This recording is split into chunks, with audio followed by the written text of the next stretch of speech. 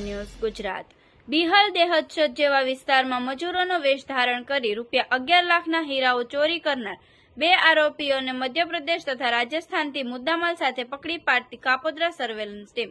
Police commissioner સાહેબશ્રી તથા ખાસ પોલીસ કમિશનર સાહેબશ્રી સેક્ટર 1 તથા નાયબ પોલીસ કમિશનર સાહેબશ્રી ઝોન 1 અને મદદનીશ પોલીસ કમિશનર સાહેબશ્રી એ ડિવિઝન સુરત શહેરનાઓએ મિલકત સંબંધી ચોરીઓના ગંભીર ગુનાઓના આરોપીઓને શોધી કાઢવા માટે સૂચના આપેલ હોય, જે અન્વયે ગઈ તારીખ 13/3/2025 થી તારીખ 15/3/2025 દરમિયાન ફરિયાદી શ્રીના કાપોદ્રા સ્નેહ મુદ્રા સોસાયટી મકાન નંબર 63 ગ્રાઉન્ડ ફ્લોરમાં આવેલ હીરાના ખાતામાં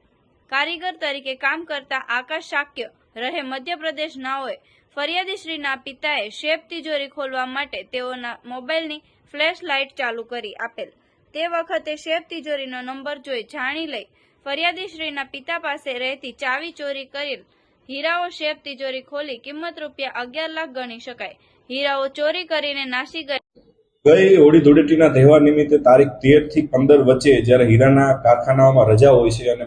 જે હીરાના રત્ન કલાકારો હોય છે એને પણ રજા હોય છે, એ દરમિયાન કાપોદ્રા પોલીસ સ્ટેશન વિસ્તારમાં આવેલ સ્નેહ મુદ્રા વિસ્તારમાં ખાતા નંબર 63માં જ્યારે આ કારખાનું બંધ હોય તો એની તિજોરી ખોલી અને આશરે 11.5 લાખના હીરાની ચોરી થયેલાનું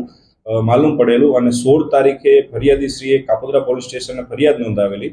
જ્યારે આ બનાવમાં આશ્ચર્યજનક વાત એ હતી કે આ તિજોરી તોડવામાં નથી આવેલી, આ તિજોરી નંબરિંગ વાળી હતી, જેમાં લોક ખોલવા માટે ડિજિટલ નંબરનો ઉપયોગ થતો હોય, એ નંબરની પણ કોઈ ચોરી કરેલી હોય અને તિજોરી ખોલેલી હોય એ પ્રકારની આ ચોરી હતી।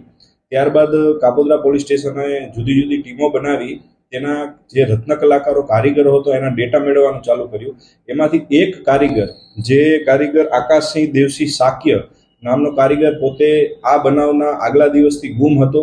અને પોતે ભીંડ વિસ્તારનો, બિહડ વિસ્તારનો, ચંબલ વિસ્તારનો મધ્યપ્રદેશનો રહેવાસી હોય, એનો મોબાઈલ નંબર પણ બંધ હતો। ત્યારબાદ એના એક અલગ મોબાઈલ નંબર મળી આવતા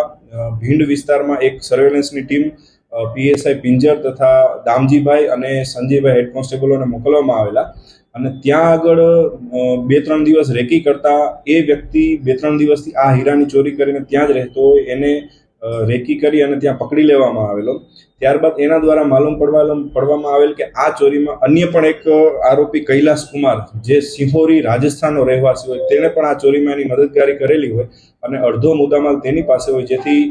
ભીંડ વિસ્તારમાંથી એ પ્રથમ આરોપીને પકડી અને રાજસ્થાન ખાતે તપાસમાં ગયેલા અને રાજસ્થાન ખાતેથી બીજા આરોપીને પકડી અને 11 લાખમાંથી 6.5 લાખનો મુદ્દામાલ રિકવર કરેલો છે। અન્ય મુદ્દામાલ તેણે સુરતમાં જે જગ્યાએ વેચ્યો છે ત્યાંથી રિકવર કરવાની પ્રક્રિયા હાલ ચાલુ છે। જોવા માટે જોતા રહો P24 ન્યૂઝ ગુજરાત।